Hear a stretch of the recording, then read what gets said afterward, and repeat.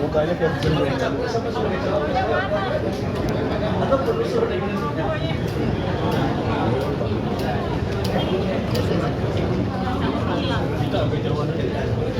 agak jauhan kayaknya sih orang bentrok.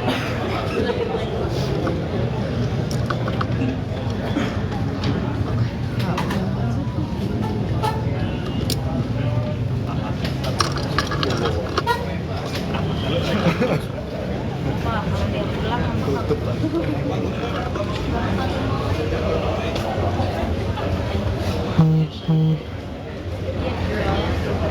Dapat ini.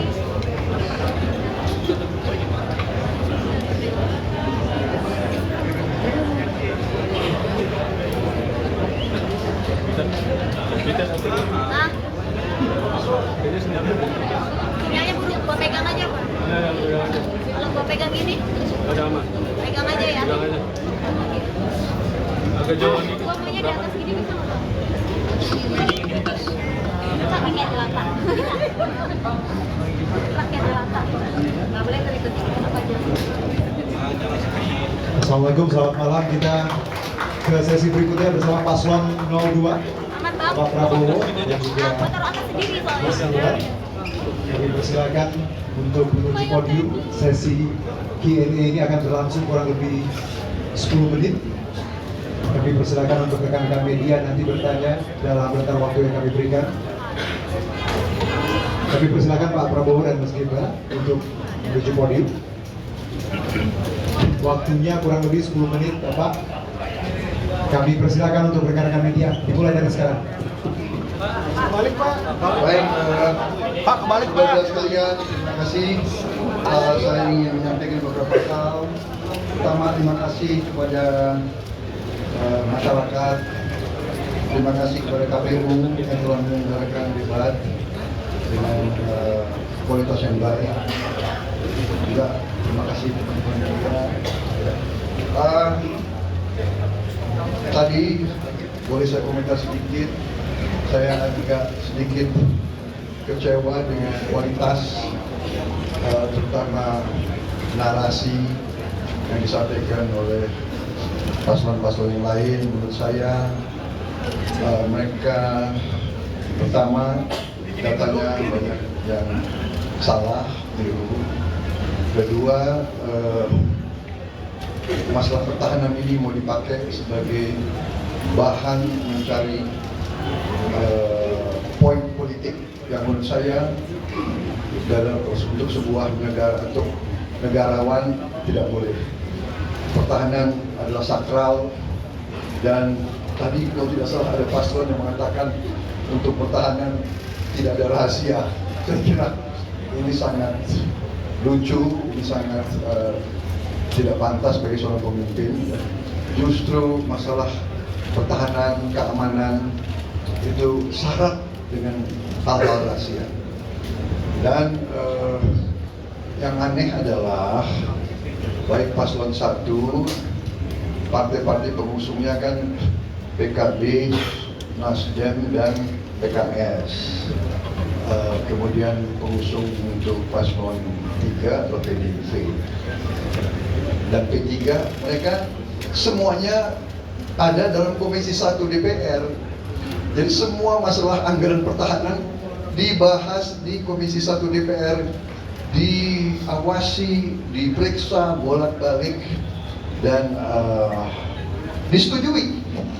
Jadi mereka setujui. Jadi aneh. Jadi saya kira ini ini adalah teknik-teknik politik ingin mencari angka. Itu saya sampaikan. Yang pertama, kalau kita tujuannya mengabdi, kita harus memberi data yang benar. Jangan menyesatkan rakyat, dan jangan provokasi dan jangan menghasut. Kedua, kita harus negarawan. Keselamatan bangsa di atas semua. Kita butuh kerukunan keselamatan. Jangan karena ambisi ingin jadi presiden, ingin jadi wakil presiden, seenaknya bicara. Ya, ini saya kira tidak pantas. Saya, ya terus saja saya agak kecewa. Tapi sudahlah, tidak apa-apa. Saya percaya dengan rakyat, kami di depan rakyat, rakyat yang punya akal, rakyat punya hati, rakyat yang akan menilai. Ya. Saya kira demikian. Mengenai Palestina kita tegas, kita mendukung. Presiden sudah memberi petunjuk kepada saya. Setiap saat PBB minta, kita siap mengirim pasukan perdamaian, kita siap mengirim kapal rumah sakit, dan kita terus sampai sekarang pun melakukan kontak sama Mesir, kontak sama negara-negara yang berkepentingan di daerah situ. Saya kira prestasi Kementerian Pertahanan sangat jelas. Di bawah kepemimpinan saya, industri pertahanan kita dalam negeri mendapat kontrak paling besar selama sejarah Republik Indonesia, ya, mendekati 11 miliar dolar. Kemudian industri pertahanan juga mulai mendapat laba yang juga cukup terbesar di Republik ini. Kita punya terobosan-terobosan banyak. Kita membangun kita bangun 24 rumah sakit, 25 rumah sakit di seluruh Indonesia dalam kurun waktu masa kepemimpinan saya. Kemudian kita membangun 4 fakultas di bidang sains, teknologi, engineering, matematika, fisika, kimia, biologi.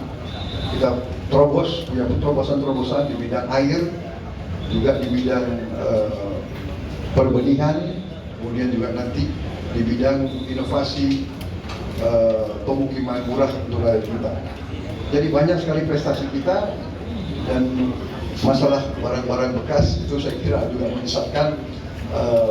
Alat-alat perang itu usianya rata-rata 30 tahun. Yang penting adalah usia pakai, flying hours, sailing hours, dan tentunya kita ingin yang terbaik, kita ingin termodern, tapi kenyataannya kadang-kadang kita perlu untuk memiliki alat-alat menutupi kekurangan sekarang. Saya kira intinya itu yang ingin saya sampaikan. Ya, saya kira sudah jelas penjelasan saya. Mungkin Mas Gibran mau tambah? Tidak ada? Baik, saya kira tidak perlu tanya jawabnya, sudah jelas ya.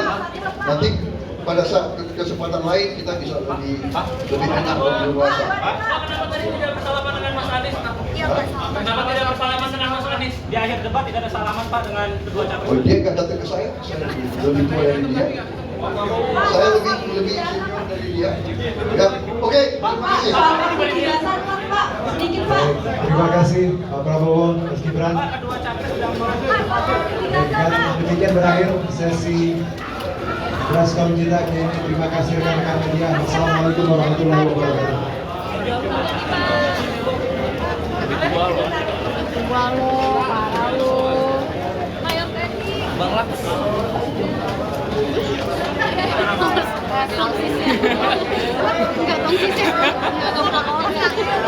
Hampir.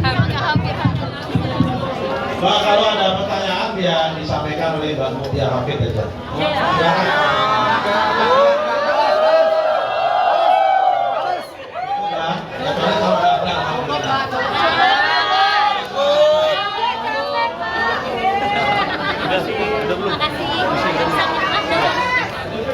Kamnida Pak. Tolong. Makasih ya Kak infonya tadi. Selamat malam, Bang Bro. Tadi saya di dalam venue debat, saya tidak melihat pendukung paslon 01 maupun 03 menghampiri moderator, tapi ada Sis Grace dan Sis Isyana tadi menghampiri moderator saat jeda iklan. Itu apa alasannya? Oh, saya. Sis Grace dan Isyana. Oke. Nanti kita jawab. Yang lain Pak silakan. Silakan.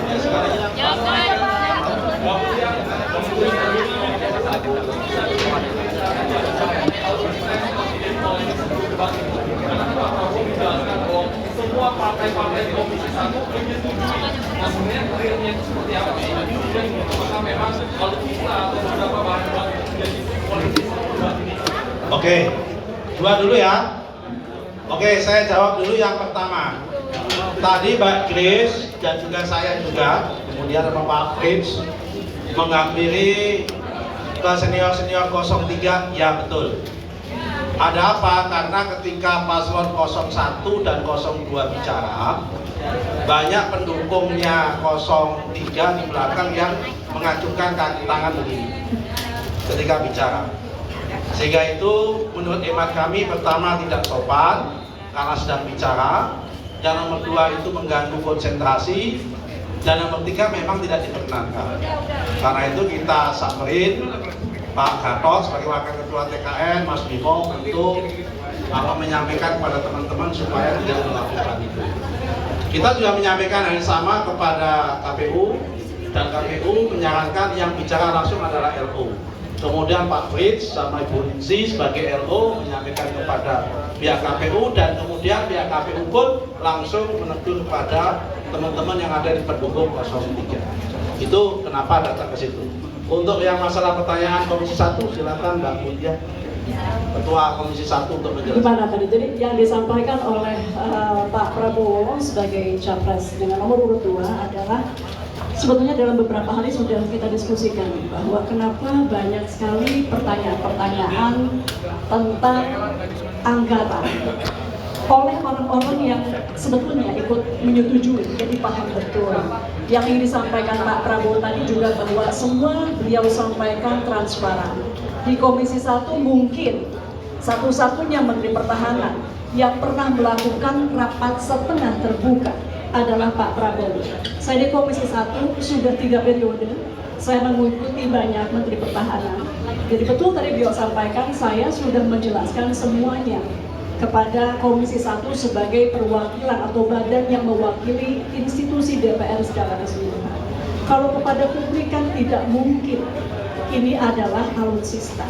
Tapi beliau merasa bahwa ketika sudah berbicara kepada wakil rakyat dengan perwakilan seluruh fraksi hadir dan melalui berbagai proses, jadi tidak di Komisi 1 saja, ada Banggar, kemudian juga di pemerintahnya juga ini melewati Bappenas, melewati banyak Kementerian Keuangan tadi beliau sebutkan, dan kemudian ini dijadikan alat untuk menyerang. Ini yang beliau tadi sampaikan tidak etis dan tidak elok.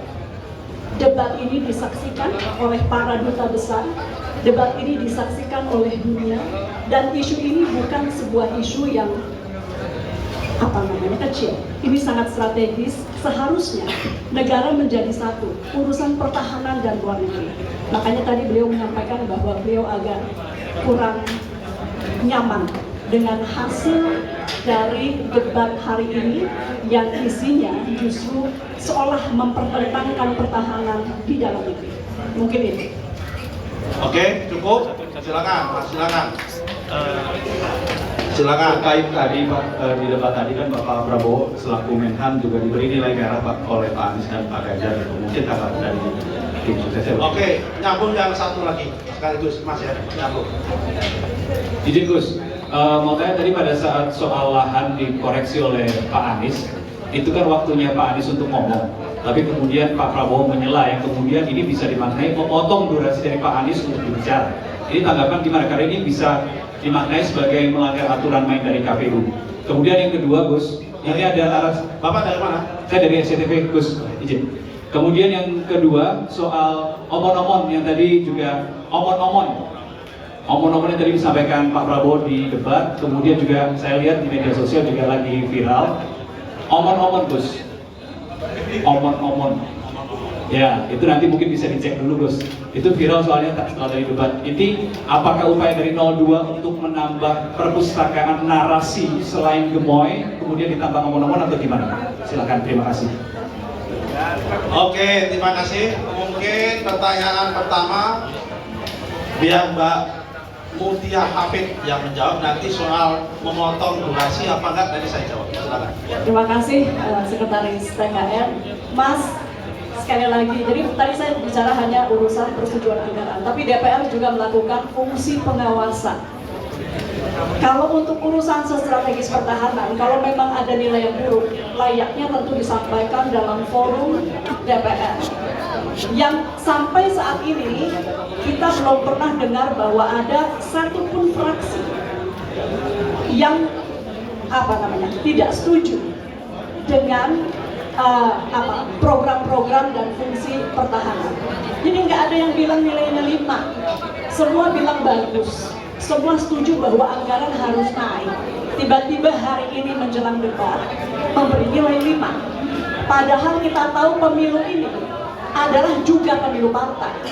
Jadi partai-partai harusnya ya lebih lebih etik ya, lebih tadi Pak Prabowo sampaikan etik lah. Orang selama ini mengatakan baik di DPR, paling tidak itu yang kita dengar di Komisi 1, tiba-tiba karena mau debat jadi nilainya 5. Itu mungkin.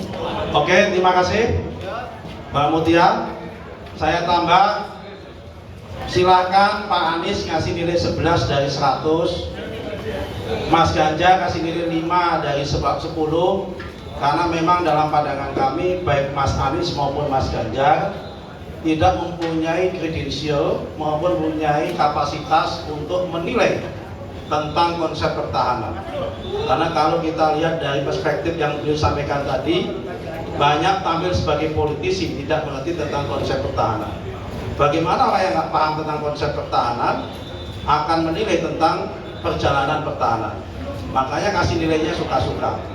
Guru yang tidak fakultasnya, bukan guru matematika, biasanya guru bahasa Indonesia tiba-tiba menjadi guru matematika, disuruh menilai matematika pasti tidak paham, sehingga ngasih nilai suka-suka. Kami tidak, silakan biar rakyat yang menilai. Meskipun Pak Anies ngasih nilai 11 dari 100, Pak Ganjar kasih nilai 5 dari 10, tapi insya Allah rakyat Indonesia pada tanggal 14 Februari tahun 2024 akan ngasih nilai 51%, 52% kepada Pak Prabowo Gibran. Saya kira itu. Kemudian pertanyaan kedua tadi apa? Omong-omong, yang memotong. Ya, memotong-motong mungkin itu spontanitas. Kami serahkan sepenuhnya kepada KPU. Dan saya kira kalau memang penjaga penegak KPU tentunya moderator yang memotong ataupun ngasih ini. Ternyata moderatornya tidak, ya berarti tidak melanggar daripada KPU dan tidak mengganggu daripada durasi yang dikasihkan oleh Pak Anies.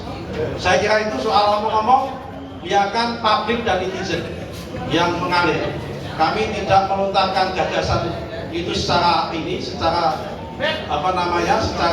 rencana, tapi itu malah memang kenyataan terjadi. Memang apa yang disampaikan oleh Pak Prabowo, karena memang dicintai rakyat, itu selalu akan disambut oleh rakyat dengan mulia. Terima kasih sekali lagi.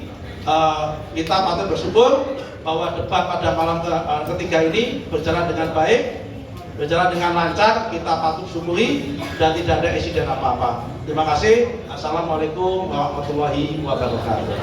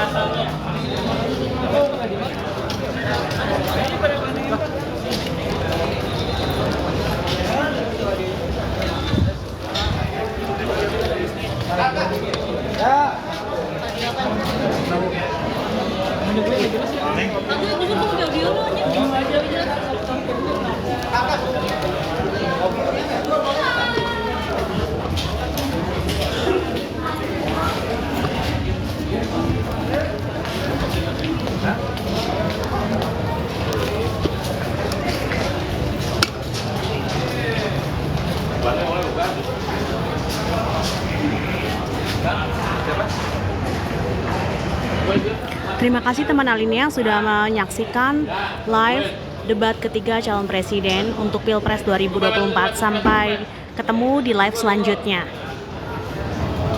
Gambar dulu, gambar.